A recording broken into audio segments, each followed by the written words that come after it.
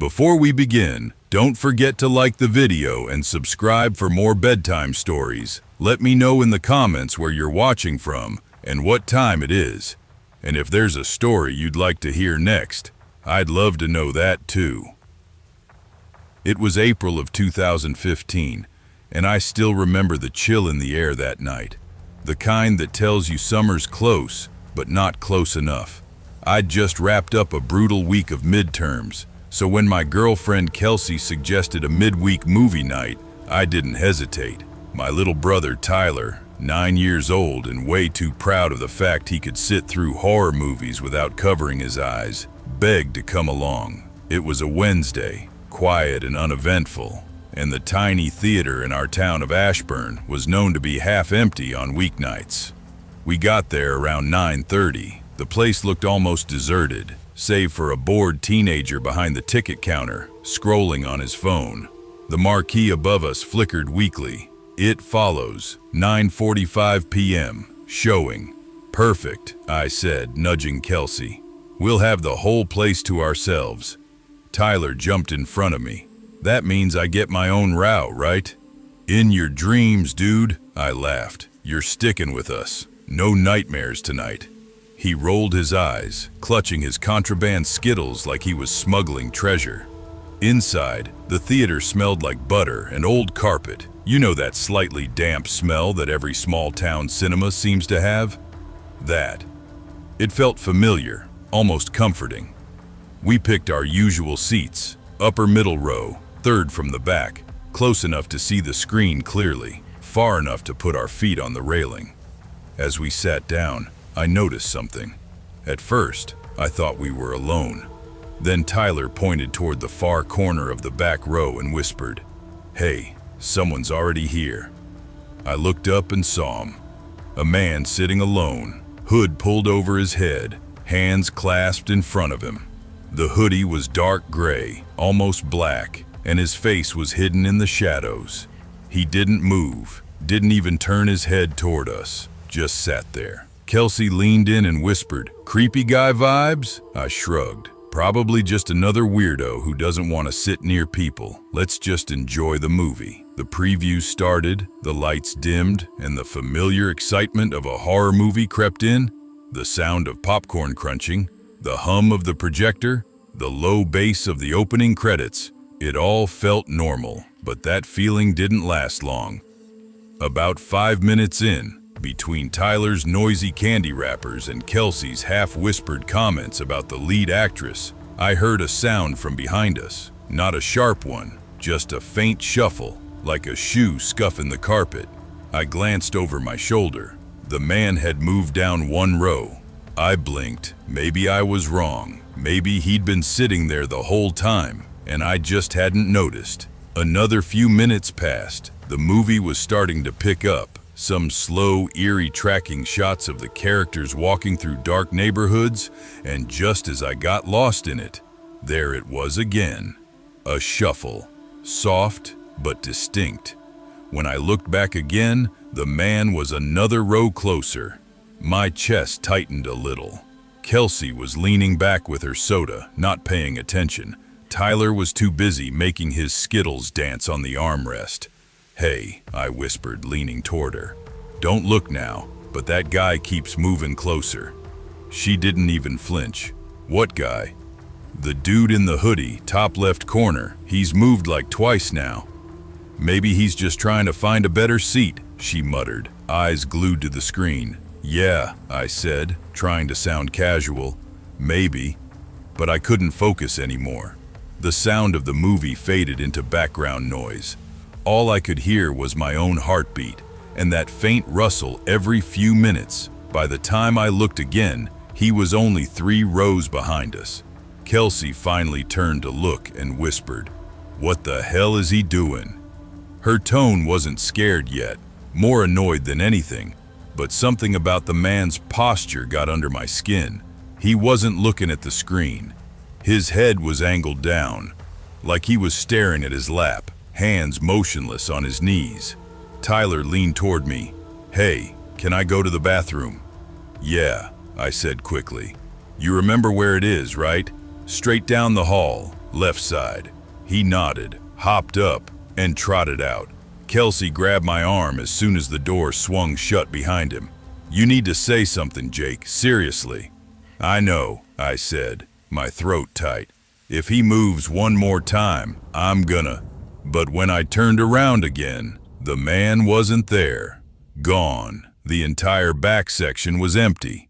My heart dropped. "Where did he go?" Kelsey whispered. I stood up. "Stay here, Jake. Just stay," I said, already halfway down the aisle. The theater doors creaked as I pushed them open. The hallway outside was dimly lit by buzzing fluorescent lights. Empty popcorn bags littered the floor near the trash cans. Everything was still. Then I saw him. At the far end of the hallway, the man in the hoodie was slipping into the men's restroom, and instantly, I thought of Tyler. I didn't think. I ran. My sneakers squeaked against the sticky floor as I sprinted down the hall and pushed open the bathroom door. The sound of the door hitting the wall echoed inside, and there he was, kneeling. The man was crouched low to the ground, his face inches from the floor, peeking under one of the stall doors. His hoodie hung off him like dead weight, his shoulders rising and falling fast, shallow breaths echoing off the tiled walls. For a moment I froze. My brain couldn't catch up with what my eyes were seeing. Then he turned his head toward me, and in that second, something in his eyes made me feel like I wasn't supposed to see him. Like I'd walked in on something dangerous, something I shouldn't interrupt. His pupils were wide, his mouth slightly open, like he was about to say something, but didn't. "Hey," I shouted, my voice cracked from fear. And then, "Jake," I turned around and saw Tyler standing at the other end of the hall, near the other bathroom. He was waving at me, confused. "Why are you yelling?" When I looked back, the man was gone. The stall door swung slightly open, creaking as it moved.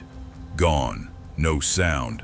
I backed out, eyes darting around, scanning every corner. Nothing. I ran to Tyler, grabbed his hand, and we bolted back to the theater. Kelsey was standing near the exit, wide-eyed. "What happened?" she asked, grabbing my arm. "We're leaving, now." We rushed out to the lobby, straight to the front counter. The kid working there looked startled. Can I help you?" "There was a man in the men's room," I said, breathless. He was looking under the stalls. He was following us inside the theater. You need to call the cops." The employee blinked. "What?" "Call the police," Kelsey yelled. He fumbled for the phone, calling his manager over from the concession stand. 10 minutes later, 2 police officers showed up. They took our statements, then asked to see the security footage I watched over their shoulders as the footage loaded. A grainy, flickering view of the hallway outside our theater. There we were, me, Kelsey, Tyler, walking in. Then maybe 10 minutes later, the man in the hoodie stepping out of the same door. His movements were slow, deliberate. He stood in the hallway for a moment, turning his head left, then right. Then he walked toward the men's bathroom. The timestamp matched the exact moment I saw him. But what chilled me most was what came after. 2 minutes later, the bathroom door opened, and no one came out. Not a single person. The footage rolled for another 10 minutes. The door stayed shut. Nobody entered, nobody left. The officers exchanged looks. One of them rewound it, played it again and again. Same thing. Then one of them said quietly, "Let's check the bathroom." They came back 15 minutes later. No one was inside. No open windows. No back door. No trace.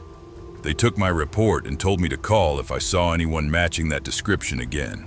We left that night shaken, silent, driving home without even turning on the radio. For weeks, I couldn't stop thinking about it. The way he looked at me, the way he vanished. I still see that image sometimes when I'm in a dark theater. The glow of the screen, the quiet rustle of seats, and the feeling that someone's sitting just a few rows behind me, moving closer when I'm not looking. The police never found him. They never even got a name. I still remember that night like it's carved into my brain. The smell of burnt popcorn, the hum of the old projector, the sticky floor beneath my sneakers. It was February of 2008. Back then, I was 20, living in a small town just outside of Scranton, Pennsylvania. I worked at a used electronics shop that shut down by 8 every night. I didn't really have a big social circle. Most of my friends had moved away for college, and I was still figuring my life out. Stuck between classes I kept dropping and jobs that didn't stick. That Wednesday night, I was bored out of my mind. I'd spent most of the afternoon flipping through channels, half-eaten pizza on the coffee table, the hum of my box fan filling the room. My roommate, Kyle, had gone to his girlfriend's place for the night, and I hated sitting in that empty apartment alone. That's when I saw a commercial for a movie called Downfall City, a new found footage horror film everyone online had been talking about. I'd seen the trailer a dozen times and thought it looked insane. Kyle and his friends had gone to see it already the previous weekend, so when I texted him saying, "Yo, you think it's worth seeing alone?" he replied, "You? Alone? Man, you'll expletive yourself halfway through. But yeah, it's dope. Go for it." I laughed it off, but his words stuck. I didn't like being seen alone in public, especially not at a theater. But then I figured, it was a Wednesday night, small town, late show, nobody would be there. I threw on my denim jacket, grabbed my keys, and headed out. The theater was one of those old, small places tucked behind a grocery store plaza. Evergreen Cinema. It had 4 screens, a half-lit neon sign, and that faint smell of butter and cleaning chemicals that never left the lobby. The kind of place that still used paper tickets and had faded posters from last summer's blockbusters taped on the walls. When I pulled up, the parking lot was nearly empty, just 2 cars parked near the front, both coated in a thin layer of winter salt. I glanced at the time, 9:18 p.m. Showtime was at 9:30. Inside, there was only one employee behind the counter, a teenage girl in a red polo, scrolling through her flip phone. "Hey," I said, handing over a 10. "One for Downfall City, please." She looked up just long enough to print my ticket. "Theater 3, she mumbled, "all the way down to your right." No small talk, no smile. I bought a small Coke just to have something to hold, then made my way toward Theater 3. The carpet was worn thin in spots, and a low buzzing sound came from one of the overhead lights as I walked past the empty arcade machines. The theater itself was dark when I stepped in. The pre-show ads had already started, muted clips for local car dealerships, and that same trivia slide about who directed E.T. Rotating every few minutes, I froze for a moment, realizing the room was completely empty. Not one person. For a second, it actually felt nice, peaceful.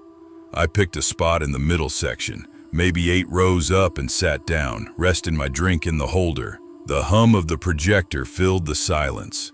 The movie started.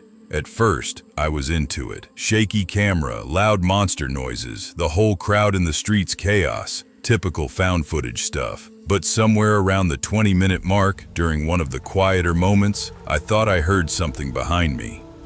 A faint whisper. I paused, leaning a bit to the side. The whisper stopped. I brushed it off. Probably sound bleeding in from the hallway or the ventilation system. But then, a few minutes later, I heard it again. Only this time, it wasn't random. It sounded like a voice, low, muffled, like someone mumbling into their sleeve. I turned around, squinting toward the back row. Nothing. Just a faint light from the exit sign, glowing red over empty seats. I tried to laugh it off.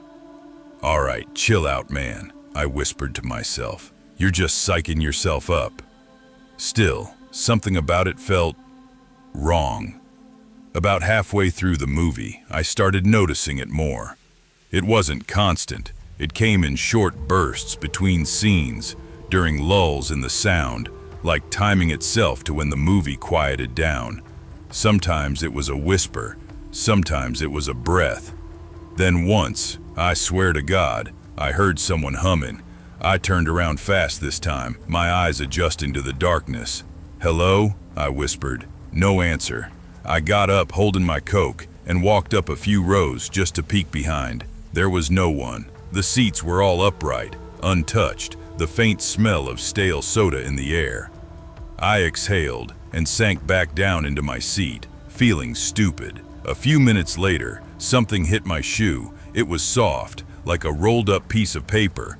I looked down and saw nothing, but I heard a tiny sound behind me, like a seat spring creaking. I turned around again.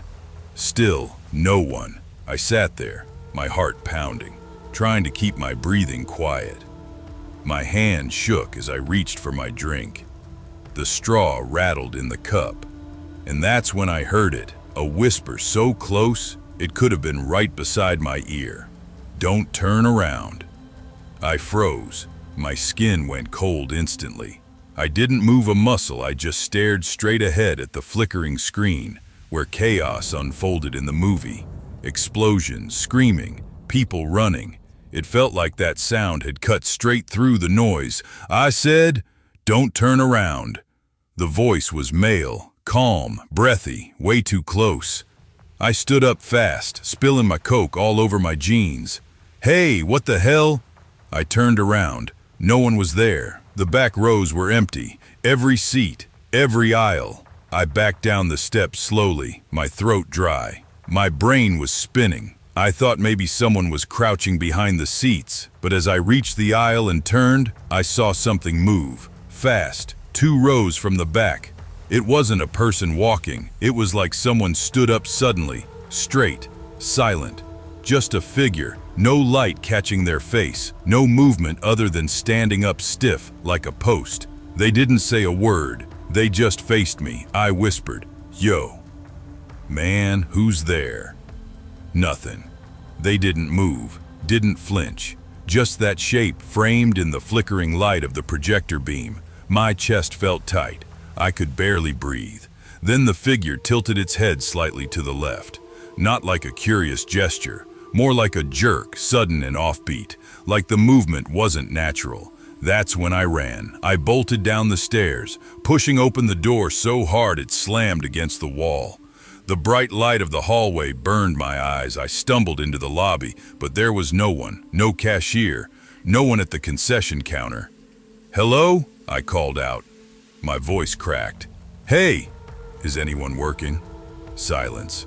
The popcorn machine was still on, kernels quietly popping under the heat lamp. The soda machine hissed softly. I started backing toward the exit, breathing heavy. Then I heard a soft tap, tap, tap behind me, slow footsteps on tile. I turned, expecting to see the teenage girl from earlier, but down at the far end of the hallway leading to the screens, I saw something else. The faint outline of someone standing just under the exit sign of Theater 3. It looked like the same figure, head tilted, still. "Hey," I shouted, voice shaking. "What the hell are you doing?" No answer. I turned and sprinted out the door into the cold night. My breath came out in white clouds as I fumbled for my car keys. The parking lot was still empty, not a single car except mine. I got in, locked the doors, and just sat there for a second, shaking. I turned the ignition, headlights flooding the cracked pavement. And that's when I saw it again. In my rear-view mirror, inside the theater's glass doors, a shadow standing there. Watching, not moving, just watching. When I got home, I sat on the couch for nearly an hour, still in my soaked jeans, staring at nothing. I called Kyle twice, but didn't tell him the details. Just said, "Bro, something weird happened at the theater." He laughed it off and said I was paranoid. I didn't sleep that night. Every time I closed my eyes, I saw that head tilt, that movement, so wrong. The next morning, I tried calling the theater. The line rang, then went to a pre-recorded message. "Thank you for calling Evergreen Cinema. Our business hours are 12 to 10, Monday through Sunday." No option to leave a voicemail. I called again later that afternoon. Same thing. That weekend, I drove by the plaza. The theater's doors were chained shut, and a big handwritten sign taped to the glass read, "Closed until further notice. Sorry for the inconvenience." That was over 15 years ago. The building's still there, though it's long abandoned. Windows boarded, parking lot overgrown. I've driven past it a few times since, usually on my way to visit my parents. I try not to look at it for long, but sometimes, if I do, I swear I can still see something faint behind the glass, a figure, standing in the back row, watching. I was 17 when I got my first real job, working at a small old movie theater just outside of Bridgeport, Connecticut. It wasn't anything glamorous. The carpet smelled like stale soda and popcorn grease. The seats squeaked, and the ceiling tiles above Theater 3 were stained from a leak that had never been fixed. But it paid me $8.50 an hour, and for a high school kid with no car insurance money, that was gold.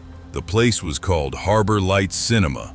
It sat tucked behind a strip mall off Route 1, next to a Dunkin' that never closed. My mom used to joke that I was living the dream, sweeping up sticky floors and tearing tickets for people who'd rather be anywhere else. But honestly, I liked it.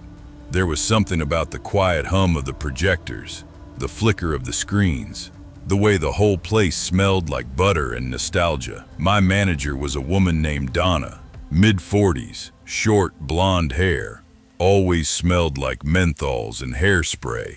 She'd worked there since forever, knew everyone by name, and treated me like some kind of lost nephew on weeknights. It was usually just the two of us. She'd close concessions while I cleaned the lobbies and checked the theaters for stragglers. That night, though, that Monday night in August of 2011, it was different. The place was dead quiet. The last two films had already started. One was Rise of the Planet of the Apes, and the other was some dumb romantic comedy no one saw. It was a slow night. I was sitting on the steps next to the ticket podium, scrolling through my cracked Samsung slider phone, waiting for the end credits so I could start sweeping. Donna called out from behind the counter.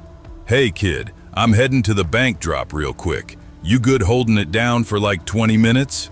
"Yeah," I said, glancing up. "You locking the door?" "Of course," she said, jingling her keys. "Don't let anyone in, all right?"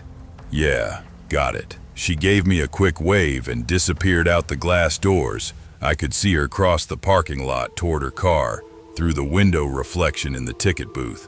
I remember thinking how empty that lot looked. I leaned back, checked my phone again, and sighed. The game I was playing, some Tetris knockoff, had frozen.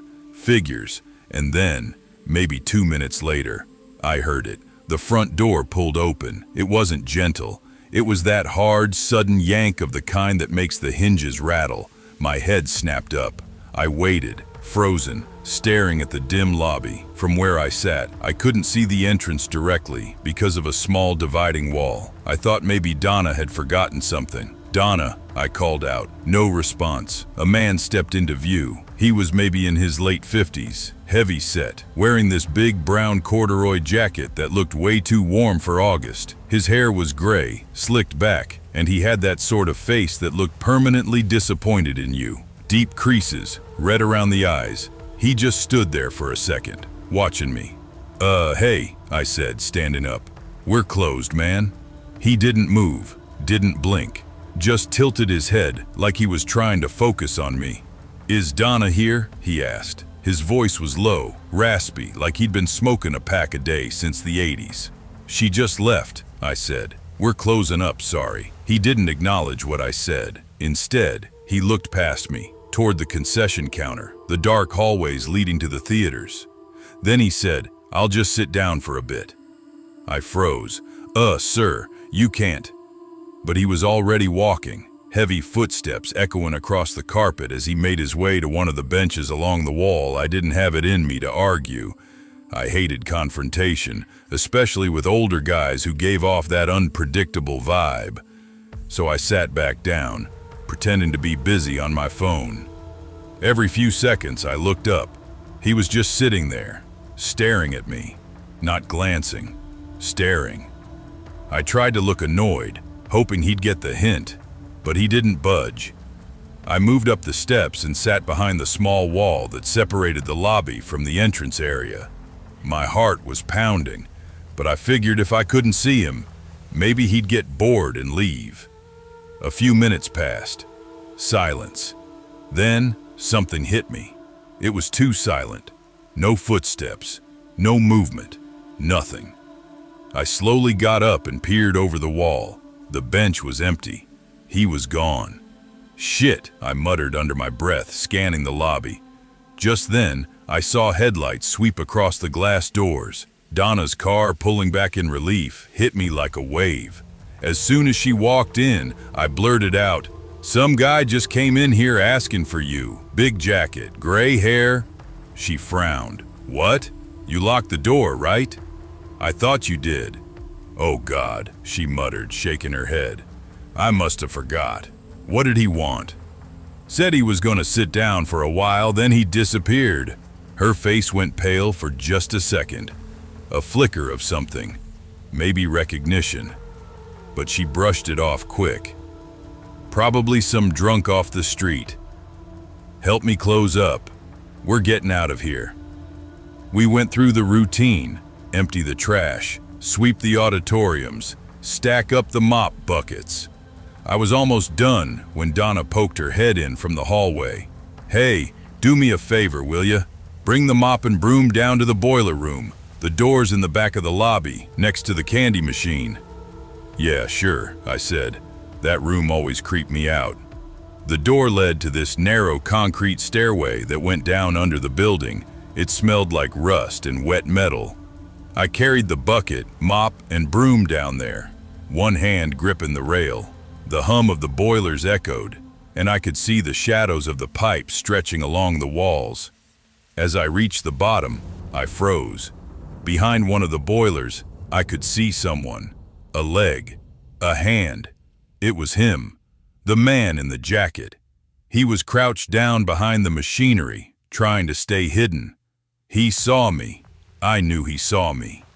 But neither of us said a word. My pulse hammered so hard I could hear it in my ears.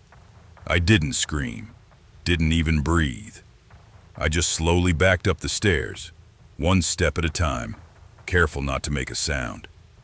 When I reached the top, I quietly turned the knob, stepped out, and locked the door. Then I ran. "Donna!" I shouted. She turned from the counter, startled. "What? What happened?" "There's someone downstairs," I said, my voice shaking. "That guy, the one who came in earlier. He's down there, hiding." Her face went white. She looked toward the door like she already knew exactly what I meant. Then, without a word, she walked over to the security monitor behind the counter. She rewound the feed from the last 20 minutes. On screen, the man appeared, walking in, sitting on the bench, and then leaving through the front door. "He left," she whispered. "No," I said, "he didn't. He's down there." She kept staring at the screen. Then, almost like she didn't want to say it out loud, she muttered, "That's my ex-husband." My stomach dropped. "You're what?" She rubbed her forehead. He's been showing up lately. Calls, messages. I thought he stopped." I felt my mouth go dry. "You said he left." "I thought he did," she said, pulling out her phone. "Stay here." She stepped outside and dialed someone. I followed her out. No way I was staying in there alone. The air outside was thick, heavy. The streetlights flickered above the empty lot. I heard her say, "Paul, what the hell are you doing here?" Then she paused. Paul, don't hang up."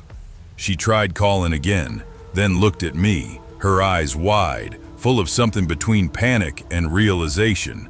"We need to call the cops," she said. "What's going on?"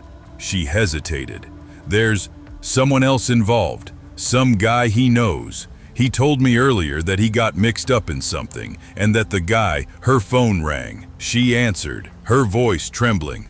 "Hello? Whatever she heard made her drop the phone. Seconds later, sirens. 3 police cars pulled into the lot, lights flashing red and blue across the glass doors. The officers rushed in with flashlights and weapons drawn. Donna and I stood by her car, watching through the windows. When they came back out, they had a man in cuffs. Not her ex-husband, different guy. Short, balding, heavy, wearing all black. I could see the fury in Donna's face, but also confusion. One of the cops spoke briefly to her. She nodded, covered her mouth, then started crying. I didn't find out exactly what had happened until days later. One of the projectionists told me what he'd heard from a cop buddy. Donna's ex-husband had called her that night because he'd gotten mixed up with some local guys doing small-time collections.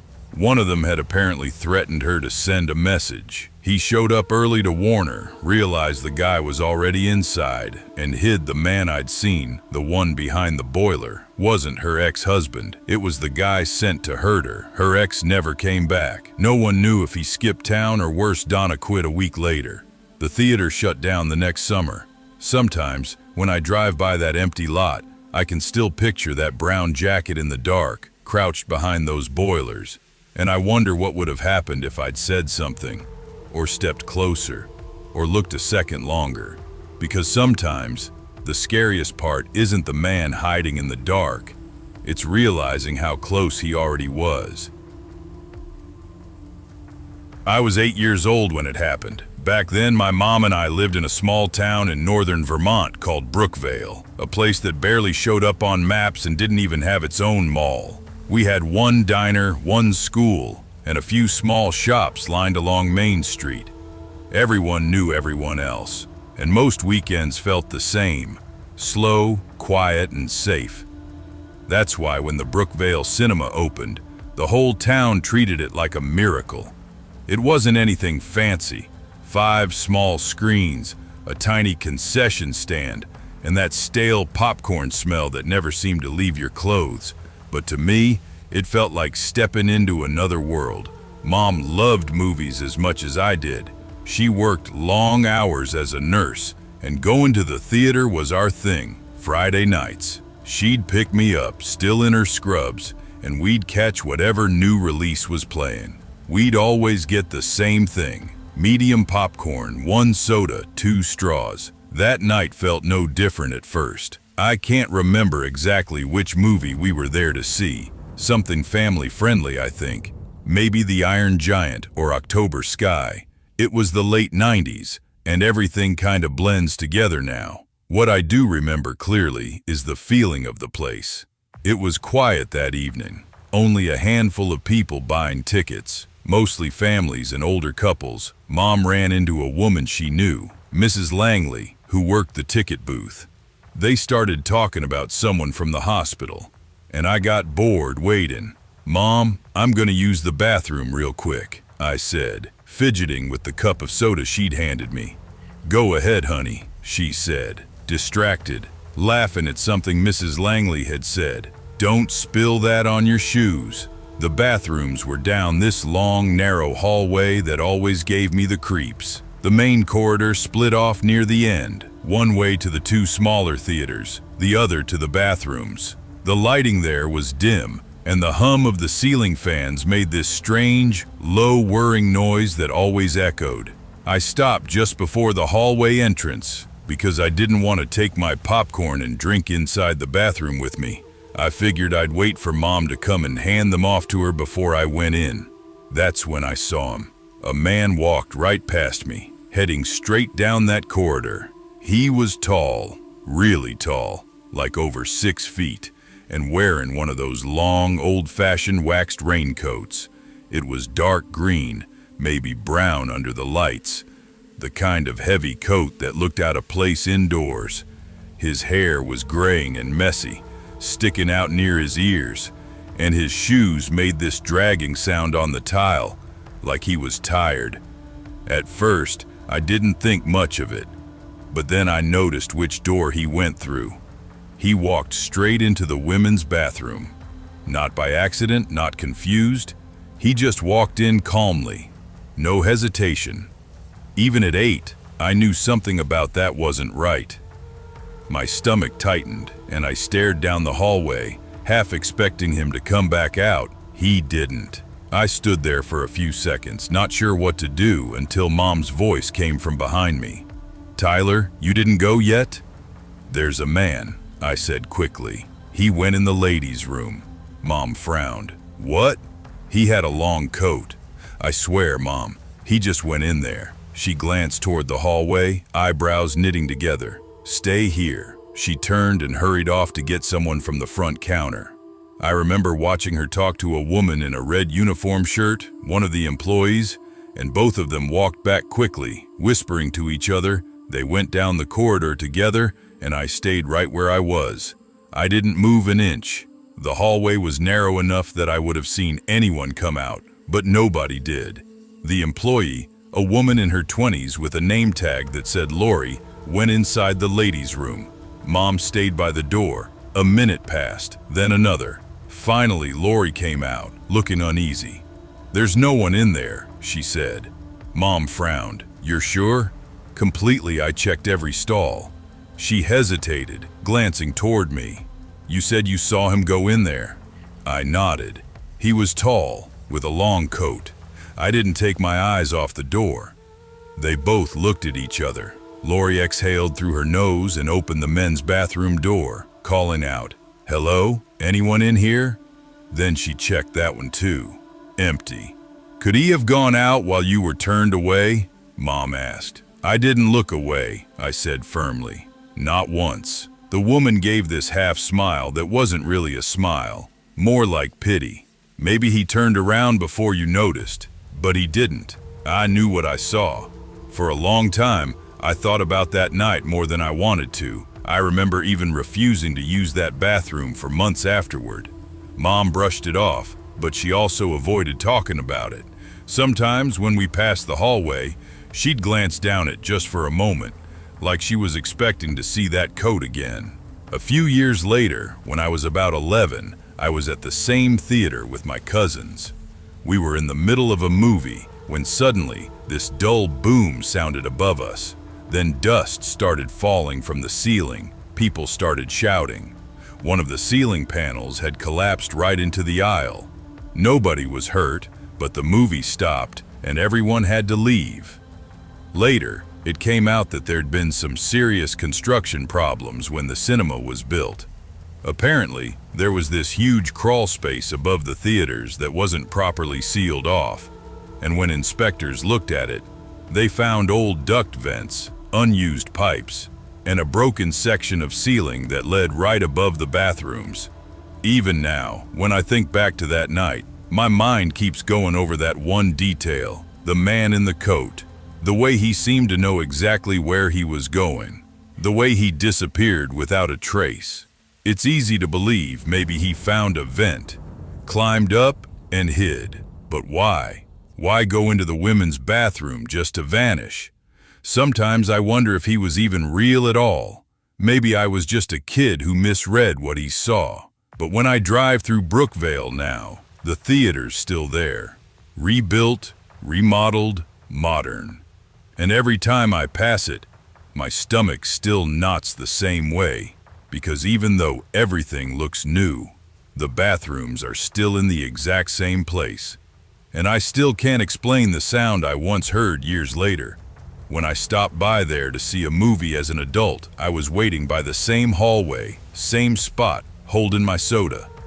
The light flickered above me just once. Then I heard it. Soft, dragging footsteps from down that corridor. No one was there. No one ever came out. And I haven't gone back since. I remember that day so vividly that even now, whenever I smell popcorn or hear the crinkle of candy wrappers in the dark, my stomach knots up. It was early summer, 2022, the first proper summer after the lockdowns. Everyone was desperate to feel normal again, to go out, laugh, and sit in a dark theater surrounded by strangers. For months, the world had felt muted, faces hidden behind masks, people avoiding eye contact. So when they finally reopened the multiplex down in Ashburn, my husband and I promised our kids we'd go see a movie. Any movie they wanted. I should have known better than to let them choose. "Mom, we want to see the new Captain Marvel," my 8-year-old son yelled, waving his tablet at me. "It's called Shazam, Fury of the Gods, dummy," my 6-year-old daughter said, rolling her eyes. "Same thing," he snapped. "They both have lightning." My husband, Ryan, just grinned from the couch. "Hey, they earned it. They've been cooped up for months. Let's just go." By the time we piled into the car, it was already turning dark. The air was cool, damp with that sticky summer drizzle. The Ashburn Cinema sat right next to an old grocery store, a squat building that smelled faintly of wet carpet and butter. It used to be called the Majestic back when I was a kid, but now it was just Cineworld 8, bright red neon sign flickering against the rain. Inside, it was packed, a mess of kids, couples, and that weird half-empty energy you get when everyone's excited but still a little cautious. From the past year, Ryan nudged me as we got in line for popcorn. "So, 2 hours of superhero nonsense?" "2 hours of keeping them quiet," I said. "Worth it." The theater we got was number 6, one of the smaller ones, halfway down the long hallway. The carpet was dark red and sticky, the kind that's seen better days. The movie hadn't even started, and my daughter was already complaining about the smell. "Smells like cheese feet," she whispered. I shushed her, but honestly, she wasn't wrong. The place was maybe half full, families mostly, a few teens near the front, and about 3 rows ahead of us sat a woman in her 50s, bleach blonde hair piled high like she'd stepped straight out of a salon, and a younger man beside her who couldn't have been more than 30. The two of them looked mismatched. She had that "don't mess with me" vibe, perfectly pressed jacket, huge handbag, and an expression that could curdle milk. He, meanwhile, looked like he'd rather be anywhere else. About 10 minutes in, I could already tell this was going to be rough. The movie was loud, chaotic, and somehow both boring and confusing. My son kept whispering, "Is this part of Marvel or Batman?" "No," I whispered back. "It's just something else." But the teens at the front, maybe 5 or 6 of them, were making it even worse. They were laughing, taking selfies, the blue light from their phones glowing like fireflies. Normally, I'd be the first to glare or say something, but honestly, the film was that bad. Still, the blonde woman, she noticed. I saw her sit up straight, arms crossed, turning her head every few seconds like a cat ready to pounce. At first, she just muttered something under her breath. Then she turned and said loudly, "Do you mind?"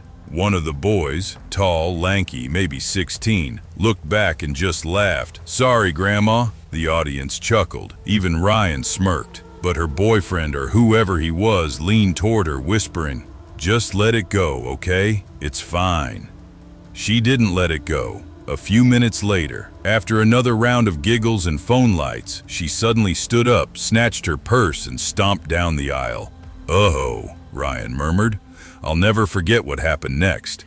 Instead of going to an usher or the lobby like a normal person, she vaulted over the divider between rows, actually climbed it, and marched up behind the teens. You could feel the tension thicken like fog.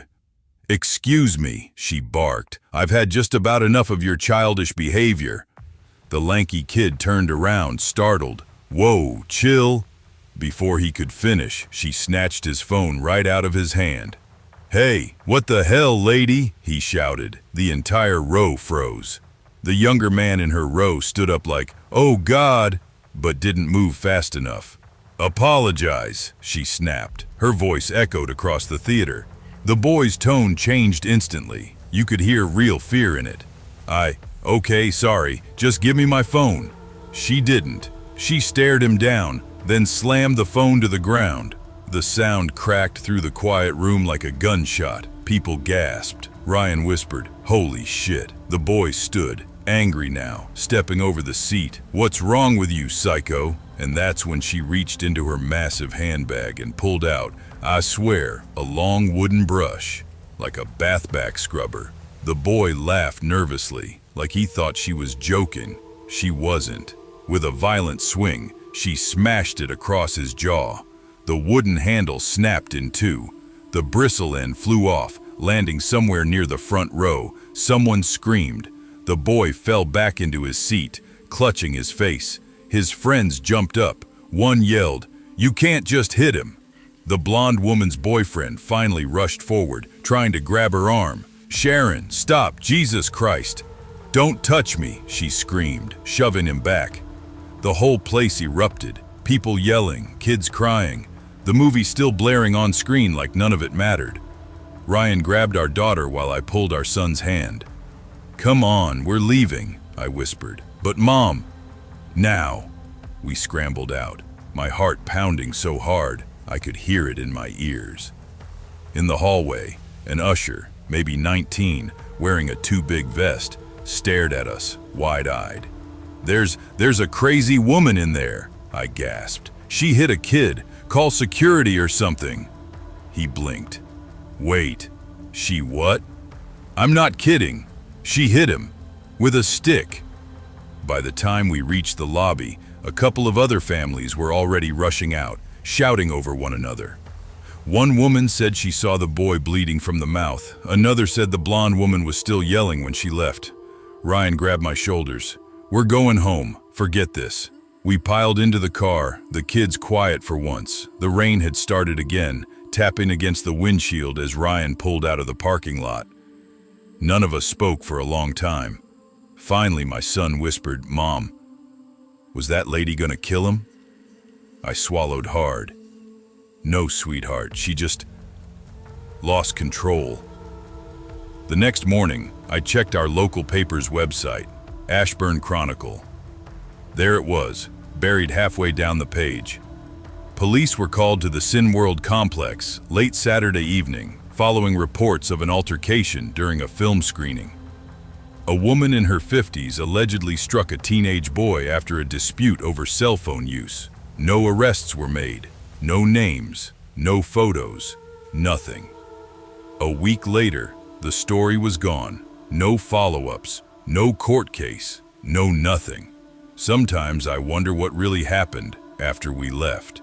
If she was arrested, if the boy pressed charges, or if someone paid someone else to keep it quiet. But more than that, I wonder what set her off. Because there was something in her eyes that night, this mix of rage and desperation. Like she wasn't just angry about some kids talking during a movie, it was something deeper, something unhinged. I haven't been back to that theater since, and every time I drive past it, those flickering red lights above the entrance still make my stomach twist, because somewhere out there, that woman's probably still watching movies, just waiting for someone else to speak up. I remember the first time I ever stayed late at the campus theater. It was fall semester 2007. I'd just started my sophomore year at Greenfield University, a small liberal arts college tucked away in upstate New York, surrounded by fog, pine trees, and way too many legends about students who lost it during finals. Back then, I'd just joined the film and projection club. It wasn't huge, maybe 15 of us, tops, but it was our little community. Every other Friday, we'd transform the old campus theater into a mini cinema, setting up the projector, fixing the soundboard, and screening double features picked by whoever was curator of the week. The theater itself was ancient. It used to be an opera house before the university bought it. You could still smell the dust and varnish on the seats, and when the wind pushed through the cracked window panes, it sounded like the building was sighing. That's where I met Lucas Ford, our club president. Lucas had been my friend since middle school. He was one of those effortlessly funny, slightly neurotic guys who could turn any awkward moment into a joke. He had that smart but harmless vibe. Big glasses, vintage sweaters, and a knack for quoting obscure movie lines like they were scripture. Everyone loved him. I did too. Just not in the way he loved me. But I didn't know that back then. To me, Lucas was family. I thought of him as a brother. I thought he was gay. Honestly, he'd once dressed up as David Bowie for Halloween and absolutely nailed it. His first ever double feature was Moulin Rouge and Taxi Driver, because, he said, every artist is a contradiction. That was Lucas, always deep, always weird. And then there was Ryan, my boyfriend at the time, total opposite of Lucas. Ryan was a baseball player, tall, quiet, built like he was born to be in a college brochure. We'd met during a volunteer event for the local food drive, and I'd fallen for him fast. I was still that shy theater kid who hid behind a camera, and he'd looked at me like I wasn't invisible. To me, that meant everything. By spring, everyone knew us as the campus couple.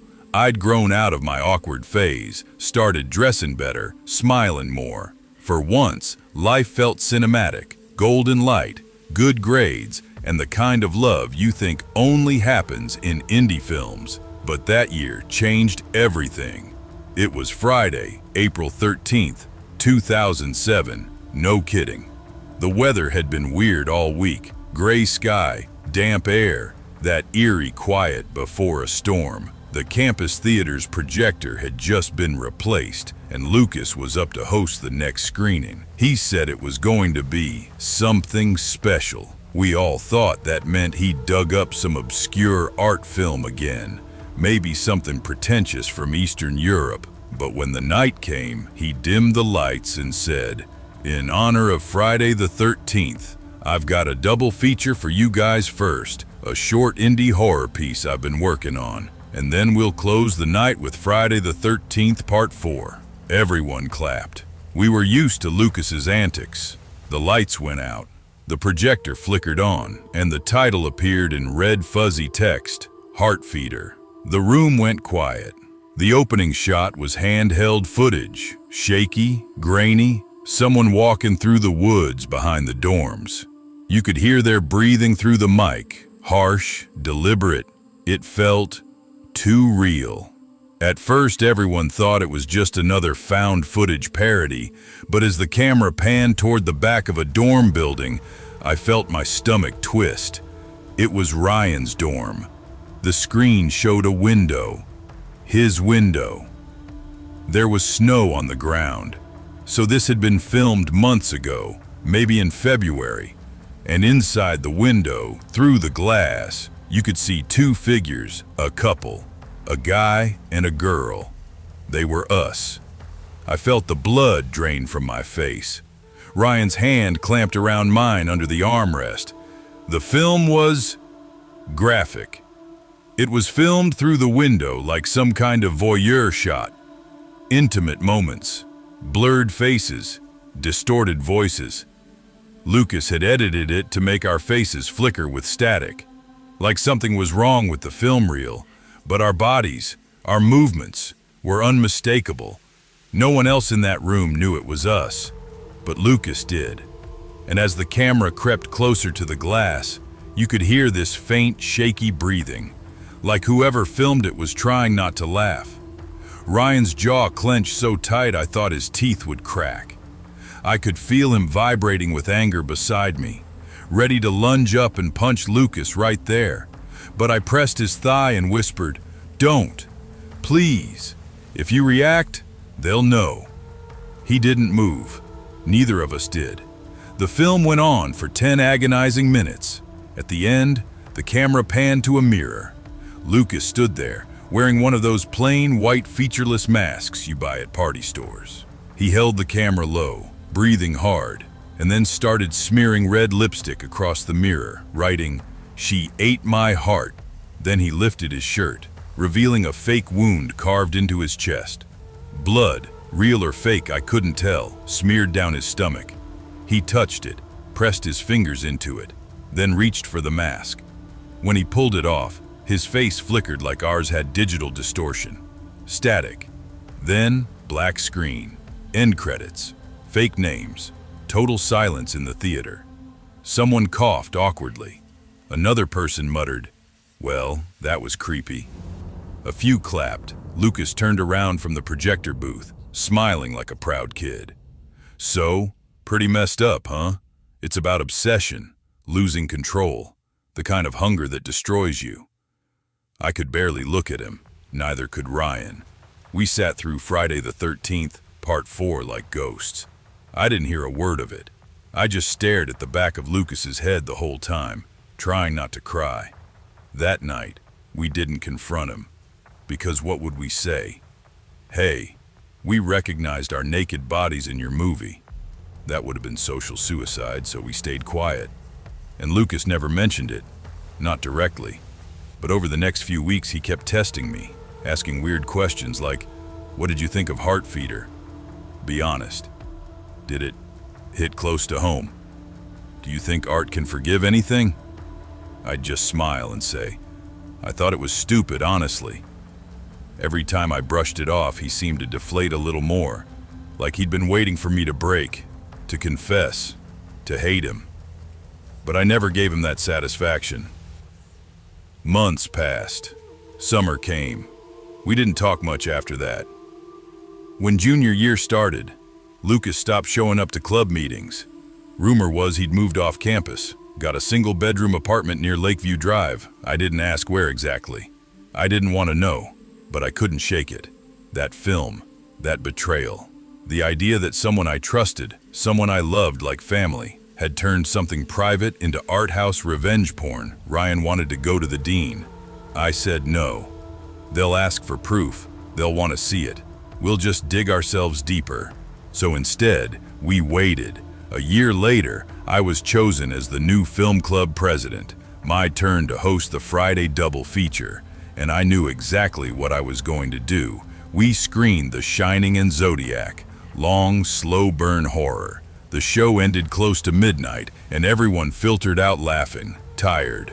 Lucas was there, sitting in the back row, trying to blend in. He'd come alone. He gave me a small nod on his way out. That was the last time I saw him. That same night, a post went up on a local message board, anonymous. It said there was a guy hanging around near Lakeview Drive, trying to lure girls into his car. Gave a vague description that matched Lucas. Short, glasses, mid-20s, artsy looking. Said a group of locals were planning to confront him around midnight. We weren't there, but someone was. The next morning, campus buzzed with news. Lucas had been found tied to a stop sign on Lakeview Drive, stripped to his boxers, wallet gone, phone smashed. He was alive, shaken, humiliated, but alive. The cops called it a mugging. Nobody pressed charges.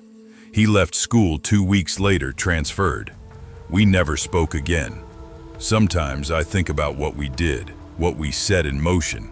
We didn't lay a hand on him, but we made sure he paid. And maybe that's worse in a way. Because somewhere out there, Lucas probably still wonders who did it. Probably still thinks about the night he tried to make a film about heartbreak and ended up starring in one instead. Do I regret it? Not exactly, but it changed me.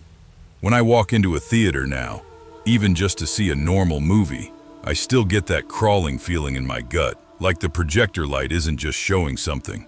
It's watching me back. Maybe that's the price of revenge. It plays on repeat long after the credits roll. I never thought a part-time job scrubbing soda stains and picking up half-eaten popcorn would leave a scar on my mind, but that's what happened. I was 19 back then.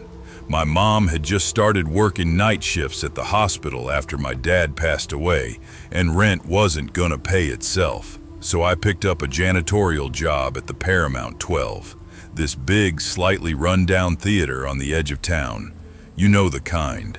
Flickering marquee lights, sticky floors that never really got clean, no matter how many times you mopped them, and an old popcorn machine that hissed like it was possessed. Most nights, it wasn't that bad. I'd come in around 10, clean up after the late shows, and be out by 2. There were 5 of us cleaners total, but they usually left me with the upstairs section because I worked fast. which was code for, "You're the new kid. Go clean the filth nobody else wants to touch." I didn't complain though. It was quiet work mostly. I'd throw on my headphones, blast some country radio, and zone out while my grabber claw fished out candy wrappers and soda cups. But there was one night that burned itself into my brain so deep that even years later, if I close my eyes and smell that cheap, buttery popcorn, my stomach twists. It was a Friday in July. The air outside was thick and humid, and the parking lot smelled like hot asphalt and stale beer. We had a midnight madness showing of some horror flick, Mother's Cry, one of those slow burn psychological types that make everyone leave the theater dead quiet. I remember clocking in around 11:30. My supervisor, Tony, a grumpy old man who'd worked there since before I was born, handed me my supplies. "Tony, you got theaters 5 through 8 tonight. Don't half-ass 'em, that crowd's nasty." Me, "Aren't they all?" Tony, "You'd be surprised horror folks are the worst. They spill everything, scream, throw stuff, then sneak out like they never been here." He grinned, revealing a single gold tooth. "Keep your eyes peeled too. Couple of kids been sneaking in lately through the back exit." I nodded, grabbed my bucket and trash bags, and went upstairs. The show ended around 1:45 a.m. A wave of people shuffled out, their faces pale in the dim hallway light. Most were laughing nervously, some glancing back like the movie had followed them. Then the crowd thinned. The last couple, a guy and a girl, walked out hand in hand, and the automatic doors shut behind them. That soft thud echoed through the empty theater like a heartbeat stopping. It's hard to explain the silence that settles in a movie theater after closing. It's not like normal silence. It hums. The projectors cooling down, the faint hum of vending machines, that low bass note of emptiness. I started with Theater 5. It was easy, just popcorn and one spilled soda. Theater 6 though, that's where it happened. As I stepped inside, the air felt different, cold, damp almost. The lights were dim, just those little sidewall fixtures that make the rows glow a pale orange. The screen was blank, but there was a faint shimmer still on it, like static. I dragged my mop bucket in, the wheels squeaking against the carpet. Me, muttering, "All right, let's get this over with." There was a smell, sour like old milk or sweat. I figured someone spilled nacho cheese or something. I started in the back row, working my way down. My grabber claw clicked as it snatched candy boxes and crushed cans. Halfway through row D, I heard it, a rustle, like fabric sliding on carpet. Then, a soft skitter. At first, I thought it was a rat. We had them sometimes. They'd get into the popcorn machines or hide under seats. But this sounded heavier, like hands and knees dragging. Me, calling out, "Hey, we're closed. If you're still in here, you gotta go." No answer, just silence again. I shrugged, telling myself I was being jumpy. But then I saw it. Movement down near the front, between rows B and C. Something or someone darted from one side to the other, low to the ground. Me, louder, "Hey, you can't be in here." Still nothing. I took a few steps down the aisle, my flashlight beam cutting through the dark. The light landed on spilled popcorn, an empty soda, and something wet smeared along the carpet. I crouched down. The smell hit me. It wasn't soda, it was ketchup. But not just that, it was mixed with something metallic, like rust. I stood up fast, my heart hammering. Then, from near the screen, came the crunch of popcorn underfoot or under something, me forcing a laugh. "Okay, seriously, you're not supposed to be in here. Come on out before I call security." That's when I heard it. A voice, soft, trembling, not English, sounded like Polish, Russian, something Eastern European. She said something that sounded like "Pomacy." I looked that up later. It means help. Me, "You okay? Are you hurt?" No response, just another skitter, closer this time. I lifted my flashlight higher and froze. A figure was crawling down the aisle. A girl, maybe 16 or 17. Her hair was blonde but filthy, clumped with grease.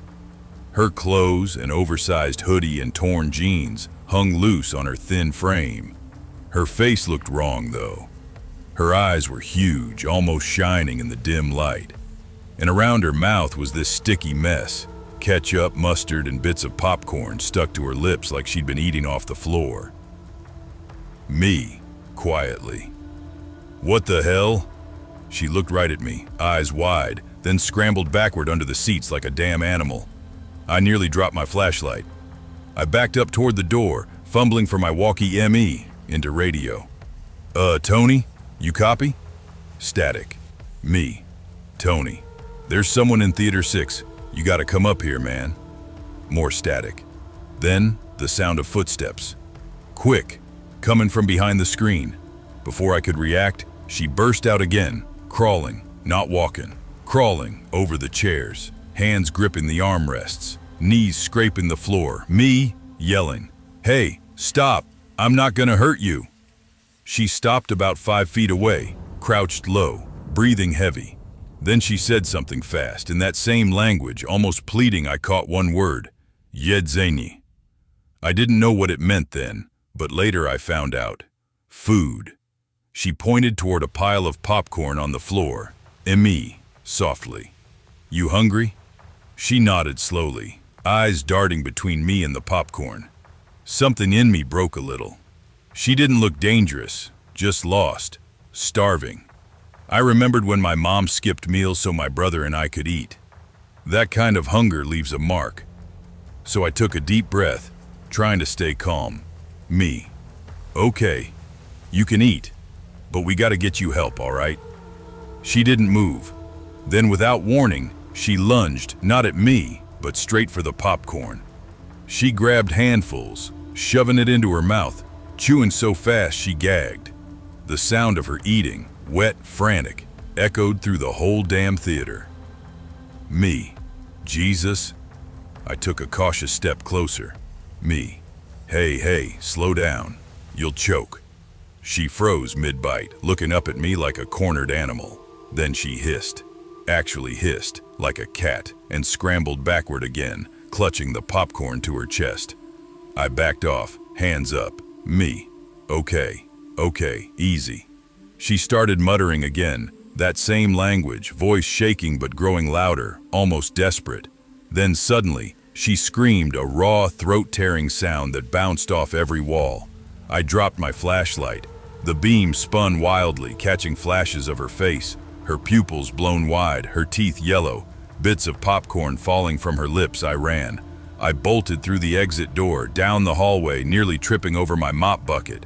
Tony was coming up the stairs at the same time, his face pale. "Tony, what the hell's going on? You sound like you saw a ghost." Me, panting. There's a girl in there, crawling around. She was eating off the damn floor." Tony blinked, then sighed like he didn't believe me. "Tony, probably some junkie. We get 'em sometimes. Come on, show me." We went back in together. The theater was empty. No girl, no sound, just the smell. Stronger now, that sour, sweaty ketchup smell. Tony scanned the place with his flashlight. "Tony, ain't nobody here?" Me. "She was right there. I swear to God, Tony, I saw her." Tony. "Sure you did." He laughed it off, but when his light hit the floor, his smirk faded. There, by the front row, was a pile of popcorn mixed with something darker. Blood. He crouched down, sniffed, then stood back up fast. "Tony. All right, you're done for tonight. Go clock out." I didn't argue. I left that job about a year later. Couldn't stand being alone in those empty theaters anymore. Moved on, started working at a grocery store. Then, one random afternoon 2 years later, I went to see a movie with my friend Lena. We went to a newer theater across town. Halfway through the trailers, I turned to grab my drink and froze. 3 rows down, I saw her. Same blonde hair, now cleaner but unmistakable, sitting next to a man twice her age, tattoos up his neck, his arm around her shoulders.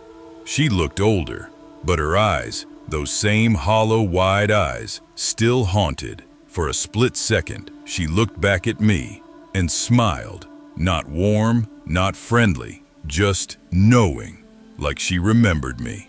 I don't remember much of the movie after that. I couldn't focus. My chest felt tight. When I turned back toward her row, she was gone. I never saw her again. But sometimes, late at night, when the house is quiet and the air feels heavy, I swear I can still hear that sound. The crunch of popcorn under crawling hands and that low, desperate whisper of a girl asking for food in a language I couldn't understand. And I can't help but think, what if she never left that theater at all?